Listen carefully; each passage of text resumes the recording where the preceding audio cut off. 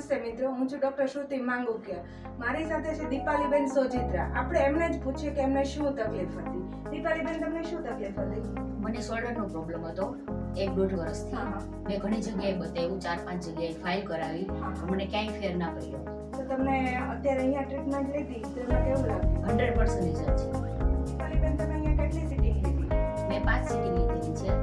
અચ્છા, તો તમને એમાં કેવું લાગ્યું? બહુ સારું રિઝલ્ટ છે એનું.